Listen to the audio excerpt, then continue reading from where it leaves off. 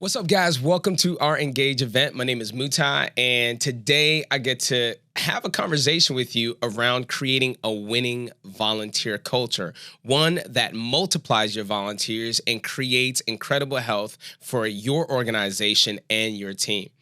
I want to begin with a question. How many of you guys have encountered somebody who's had something off on their face? Or maybe it was something in their teeth and you wondered how long it's been there. Maybe it's towards the end of the day and you wondered, man, do you have any friends? Did anybody not say anything to you? I've got a really good friend who had an issue with his eyes, and it caused a lot of dust. It was like a eye dandruff, and it's okay. I've already got permission to talk about this. But he's got this eye dandruff that causes a lot of dust and flakes to come about on his eyes, and his glasses get so dirty. And I remember when this first started happening, we started asking him and saying, hey, do you notice that your glasses are dirty? And he would clean it off. But eventually he didn't get this eye issue taken care of, and his glasses got ridiculously dirty. It got to the point that there was no longer a time where he walked around with clean glasses. Believe it or not, his glasses were always dirty. He didn't even notice it anymore, but yet everybody else did. And can I tell you, in the same way, leaders who don't address the small issues end up in a big mess. See, no church or organization begins with the purpose of having a toxic culture. Only leaders that create space for unhealth result in having teams and cultures that are filled with toxicity. This doesn't have to be your story. I want to help you build and maintain a volunteer culture that will guard against toxicity and multiply your volunteer force. Are you excited about that? Can we jump in? So first of all, we got to answer the question, what is organizational team or volunteer culture? It's a collection of guiding principles and core values that determine team engagement, productivity, and overall organizational success. Did you know that 1 in 5 workers have left a job due to toxicity? That's right. 1 in 5 American employees have left a job due to having a toxic culture, and they were getting paid. Now imagine a volunteer organization where they're not getting any incentive to be there outside of just their own will and volition to be a part of this organization. And there's a misconception. There's a misconception that toxic cultures only exist in large organizations. Can I tell you, for those in small organizations, small churches, that toxicity can be birthed in your church as well, too. No matter what size or organization is, you can have a healthy or unhealthy culture. Now, let's talk about why some healthy cultures exist. As I shared earlier, most unhealthy cultures in organizations don't start that way. Some organizations start off with strong cultures, others with weak cultures, but few actually start off with a toxic culture. There's 2 reasons that I see that organizational cultures become toxic. Number 1, toxicity is a result of misdirected energy. I'm going to say it again. Toxicity is a result of misdirected energy. This really results from the comparison trap. Organizations, churches begin to look at other churches or other organizations and begin to see how they're doing and begin to want to chase that organization's success. And can I tell you, comparison is a damager of strong culture. I'll say it again. Comparison is a damager of strong culture. We begin to measure the metrics in other organizations. We begin to measure the profit, or for churches, we begin to measure attendance and locations. When the focus moves away from vision to competition, unhealthy cultures are bred. Each organization is unique no matter how similar the offer is. Think about it. Churches, we're all preaching the gospel. We all want to see people come to faith in Jesus Christ. We all want to see individuals begin to live a whole and healthy life as they walk in line with God's purposes for their life. But when the focus becomes us versus them, when it becomes a competition through comparison, toxicity is inevitable. So that's the first reason. Toxicity is a result of misdirected energy. The second reason is toxicity is born out of negligence of priorities. Now, every organization has priorities. I'd like to venture to say that those priorities are usually all great. And I get to lead a few organizations, and each organization has major priorities. There's growth priorities, there's financial priorities, there's multiplication and expansion priorities. I call them the 5 Ps. There's programs, there's profit, there's property, there's production, and then there's people. When there's a breakdown in one of these P's, if there's a breakdown in one of these priorities, a new P is developed. Pressure. You can feel me on this one. Pressure in organizational programs, when they just quit working, creates this certain level of tension that we got to figure out what works, and we've got to start doing everything that everyone else is doing. When the profit begins to wane, the pressure starts saying, oh, we can't do what we used to do, or we've got to cut, and we can't be the organization that we used to be. And there creates this pressure. When there's pressure on properties, whether it's properties that are falling apart, or maybe there's just a desire, an insatiable desire to acquire more properties, pressure shows up and it begins to affect the entire organization. There's this quote from Thomas Roulette from the University of Cambridge Business School. He says this: high pressure contexts are more likely to lead to toxic environments as stress and anxiety trickle down from the leadership to the teams. Can I tell you, where there's a lack of strain of resources, there's a lot of pressure, and damaging cultures have ample space to thrive in. The focus leaves the vision and becomes on survival, not in investing in developing the people or the culture of the organization. And now let's switch. How do healthy organizations exist? Healthy cultures don't just develop on their own. It takes intentional action to make sure that an organization, a church's culture is cultivated in such a way that breeds health and sustainability. This will lead to productive and high-performing teams, organizational growth, and momentum. There's 2 ways that I believe healthy cultures are developed. The first one is healthy cultures are a result of a unified vision and radical alignment. Healthy cultures are a result of a unified vision and radical alignment. Teams are aligned with a purpose and a vision, a clear set of goals that is modeled by leadership. Can I say, when teams see their leaders excited about the vision of the organization, they get excited as well too. They want to follow a leader who's sold out to the vision of the organization. When I begin to see my teams begin to wane or fall into a funk, I begin to look at myself and saying, what type of temperature am I setting for my team? How am I showing up in my leadership? John Maxwell says everything rises and falls on leadership. And in his book, The 5 Levels of Leadership, he talks about Level 3, production leadership.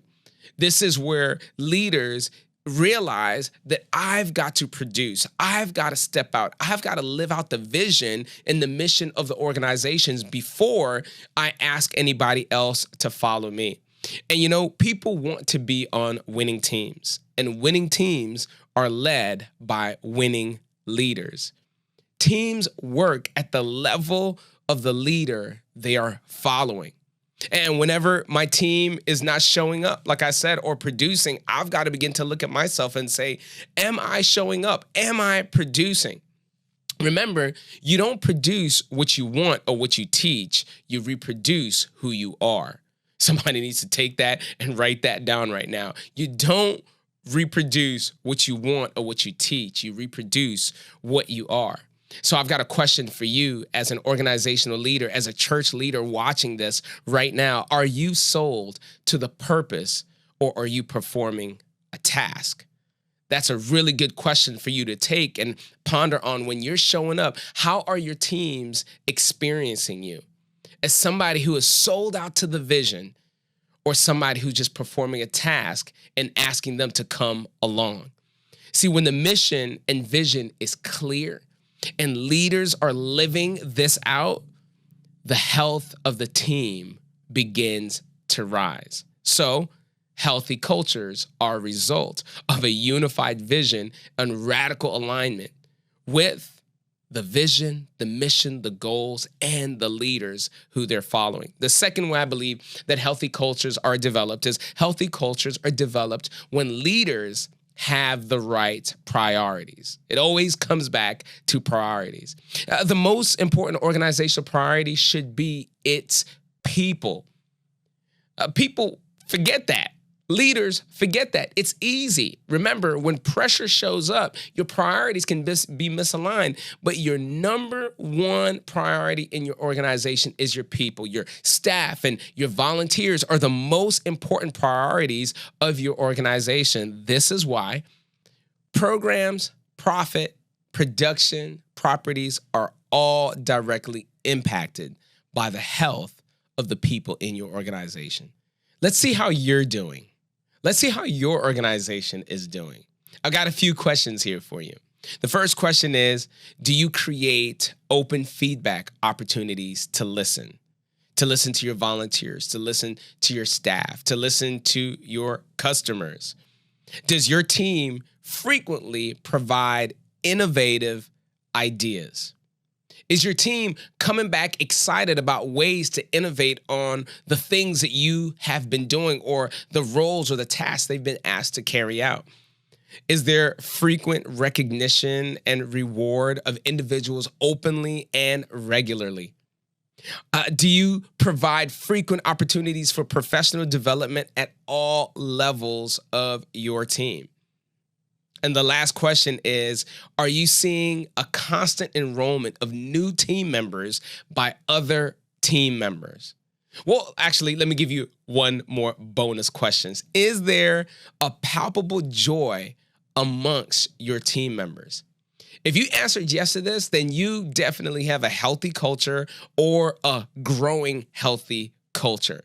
If you answered yes to some and no to others, then there's definitely room for growth, but you may be on the right track. And if you just asked yourself these questions for the very first time ever, well, I mean, maybe you need to check the health of your organization. But here's the truth. Healthy cultures just don't develop by themselves. It takes effort and it takes intentionality. So that's why as organizational leaders, as church leaders, we've got to get clear on culture. We've got to get clear on culture. If you want to build and maintain a healthy volunteer culture that will guard against toxicity and multiply your volunteer force, then it's imperative that you relentlessly pursue the right organizational priority. Your people, building your people, investing in your people. I want to give you 3 culture codes that an organization of any level, a church of any size, can use to build a healthy team and volunteer culture. There's 3 main priorities, 3 main codes that you've got to have in your organization. The first priority, the first code is care. It's about seeing the people.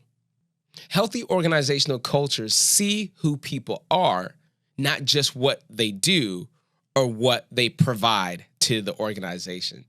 People are not actors in your movies. People are not players in your games. Let's be honest, though. Can we just be real here for a second? Some people are just not good. Some people are just not great to work on.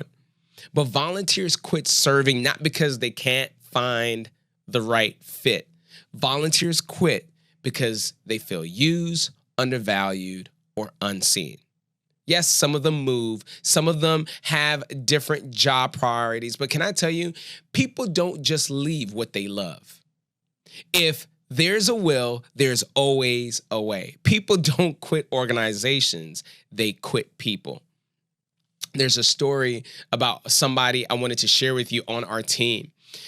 We were traveling out of town, and I got to hang out with one of our team members who is on staff with us, and he was telling me about some issues that he was having with one of our volunteers. And the question that I asked him, I said, hey, what's going on? How come you can't seem to find a place of resolution with this individual? And he says, I don't know. I've done everything that I possibly can. And so while we're on this trip, he calls this individual and asks them if they would be willing to serve as part of our worship experience the next weekend. And this is how the individual responded to him.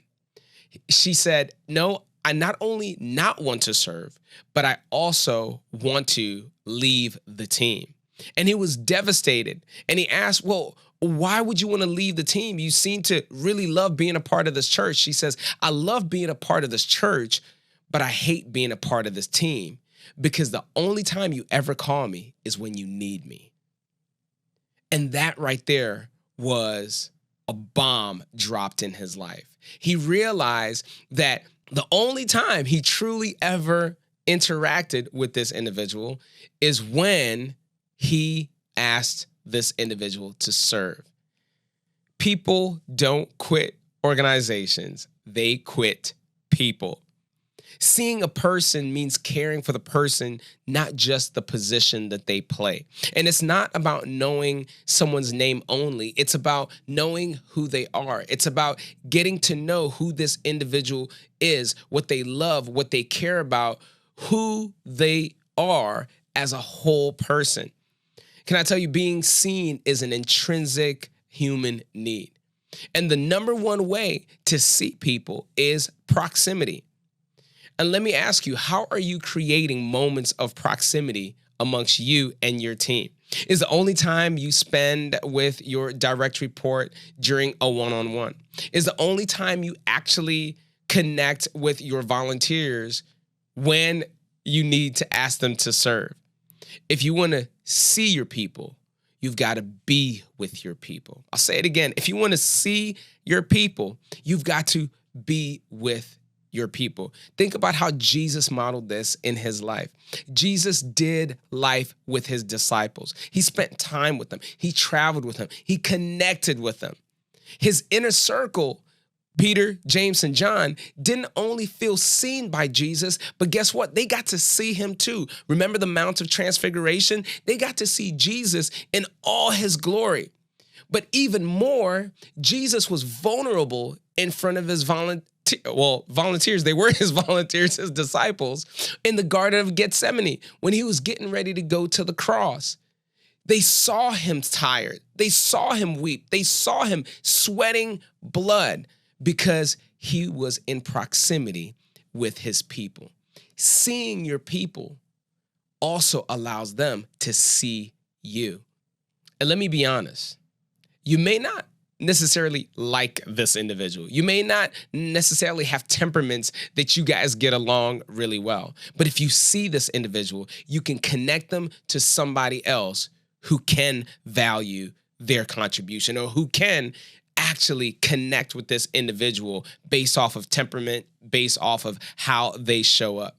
Because seeing someone will keep you from projecting onto them who you want them to be or expect them to be.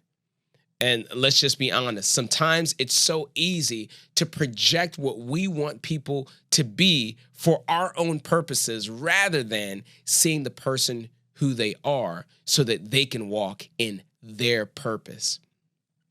The second thing that every organization that is building a healthy culture, the second code, the second priority that every organization should have is a priority or a code of clarity. Listen, the relational health of an individual with an organization is affected by the amount of clarity they are provided about the culture, about the mission, about their role and how it relates to the vision of the organization. Walt Disney calls this the common purpose. Healthy organizations have a common purpose everyone is working towards. It becomes the true north. It becomes the rally cry. It becomes the one thing that drives everyone to work together commonly and purposefully. Clarity means the common purpose is defined, clear, and portable. Ours at Relevant Church is simply this. We want to help everyone discover that Jesus is relevant. Everything we do, everything that we are, everything that we invest in is to that end. It's infused in every mode of communication to our team. Clarity builds courage, and a courageous team is a mobilized team. Clarity is also about communication. A good friend of mine, Doug Garasick, has written a really awesome book that provides some clarity on clarity. And I want to give you some practical steps from his book. In fact, he says this: when you feel like your team isn't with you, it's because you didn't invite them on the journey. He tells us awesome story of a major organizational decision that he wanted to make, and they were having a really great experience at a baptism, and the place was packed and the energy was palpable, and he decides to make this decision and this announcement before talking to the team. He just felt that the momentum and the energy that was there, everyone was going to roll with him and everyone's going to be excited. And so when he stood up on a speaker, he said he grabbed a mic and he yelled out this new direction that his church was going, and it was crickets. No one was excited. Nobody got energized. Everybody seemed deflated, and it feels like he sucked the wind out of the sails that day. When you feel like your team isn't with you, it's because you didn't invite them on the journey. Without clear communication, vision that should be celebrated causes confusion. He also says if your ideas or expectations are not important enough to write down, they're not as important as you think. He also says that if you want to add a responsibility to a team member, but don't add it to their role description, you must not care if it gets accomplished or not, because it was not that important for you to write down. He says really important things are worth time to putting pen to paper. And effective communication is the difference between organizational clarity and organizational chaos. And a healthy volunteer culture is a result of the former. Now, finally, the third culture code, the third organizational distinctive or organizational priority one healthy organization must have, or every organization must have, is a culture code of celebration. It's about honoring the people. I've heard it said, what gets celebrated gets repeated. And celebration is a result of care and clarity. It says, I see you. I value you. And it also says, you're on the right track. Keep going. This doesn't mean having a party every single day. This doesn't mean celebrations have to be grandiose and constant, but it does mean celebrations are constant and are an everyday feature of your organization or your church. I'm reminded of my former pastor, my former boss. He was one to celebrate people. Oftentimes throughout the year, maybe 4, 5, even 6 times throughout the year, you might get a handwritten card from him. It might have a Starbucks gift card in there. It might just say, hey, thank you. I see you. I value you. Keep going. And at first it was like, man, this feels a little bit much. But as I look back, those cards usually almost came at the greatest times of need. He would have no clue what's going on, but I might just receive a card that says, hey, I saw how you talked to the student, because I was a student ministry pastor. Or he would say, man, that word that you gave on Sunday was incredible, because I served on part of the teaching team.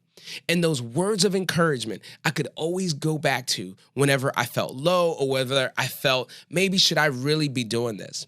I'll give you another story. There was one time, it was during lunch. I was going through some things personally, and oftentimes at lunchtime, our team would go hang out in the gym at our church, and we would be shooting around, playing basketball. And this one time, we got into a really deep conversation. And as we're playing basketball, my pastor was coaching me and encouraging me and ministering to me during this time. At the end of the day, I went home, felt really good, closed out the day really well because of our conversation. I heard the doorbell ring, and my son said, hey, pastor is here. And so I went to the door, and I obviously welcomed him in. And what did he have in his hand? He had a brand new basketball still in the box. And on the basketball, as oftentimes basketballs comes in these boxes where you can actually touch and feel the ball. He had written the verse that he had shared with me during our time together, and also some words of encouragement that would continue to walk with me as I continued my journey. Can I tell you, that was over 10 years ago, and I still have the basketball today. I've left that church. He's actually left that church and gone to a different church. And can I tell you, my kids always ask me, Dad, we need a new basketball. Can we just use yours? And I say, absolutely not, because that is one of the most meaningful things somebody has ever done to me. Can I tell you what he did with that gift? Is he celebrated me. I felt seen. I was given clarity, and he let me know that I was very much a part of the team. Celebration will keep your team happy and healthy. It creates a positive and a passionate culture in difficult times. Let's get technical and let's get clinical here. A celebration allows serotonin to be released in our body. And this gives us the feeling of well-being and increased motivation. And serotonin also relieves stress. And for many of us who serve on church teams, it can be stressful. Anyone who serves in a volunteer organization, that there are times where it can just be stressful. Jesus says this, in this world, you will have trials and tribulations, but be of good cheer, because of a church that celebrates together, stays together. Okay, I made that up. That wasn't in scripture. But there's always a reason to celebrate. You can celebrate new team member enrollment. You can celebrate how consistently people show up. You can celebrate individuals who are culture catalysts, who are maintaining culture of the team and are growing and thriving in that mode. We have a celebration at our church called the Most Bringer Award. What does that mean? Simply, it means the person who invites the most people to church, team member who invites the most people to the team, we celebrate them as the most bringer. You can celebrate transitions. Listen, I always say this, transitions aren't a negative thing. They are an opportunity to see God at work in a new season. Celebrate the transition. Maybe the transition wasn't all that great. Celebrate it anyway, because God is at work. Celebrate birthdays. Celebrate just because. Listen, celebration and recognition takes appreciation from emotion to action. Oftentimes we sit there and we say, man, I just love this person. I value this individual, but we've got to move from emotion to action. And can I give you this one? Don't just celebrate people the way you feel celebrated. Listen, I have certain ways that I feel celebrated. There's love languages that I appreciate, but when you see people, you will be clear on how to celebrate them and give them the type of celebration that honors them for who they are. Listen, it takes creativity and intentionality. It could be words of affirmation, both public and private. It could be tangible gifts like my pastor gave me. It could be acts of service. One thing that we do at our team that we absolutely love is we call them dream team experiences. So when our volunteers show up on a Sunday morning to come get ready for our worship experience, there are times that they won't know what hit them. Literally. Sometimes they walk in and there's a scavenger hunt that we've set up for them. Sometimes they walk in and there's a gourmet breakfast that we have waiting for them. I remember at Easter, we did an Easter egg hunt just for our volunteers, and we put gift cards in there. We put, great words of affirmation, put candy in there. We had a golden egg, put like $5 in there. And I'm telling you, our volunteers loved that experience. And one thing that we constantly hear is how they felt loved and led through these dream team experiences. Organizations that celebrate people will always have people to celebrate. I'll say that one more time. Organizations that celebrate people will always have people to celebrate. Let me tell you, healthy and winning organizations and teams have gotten clear on culture. And you can build and maintain a healthy volunteer culture that will guard against toxicity and multiply your volunteers. It's possible. It's possible when you care, when you provide clarity, and when you celebrate the most valuable part of your organization or your church, your people. Thank you so much for taking this time to jump into this conversation with me. And I want to honor you for taking the time to dig in and learn and grow and stretch yourself so that you can grow your organization and your volunteer team's culture. I believe that as you carefully curate a culture of care, clarity, and celebration, you will see growth in your church. You will see growth in your team, and most of all, you will see growth in your people. Thank you for watching. Peace.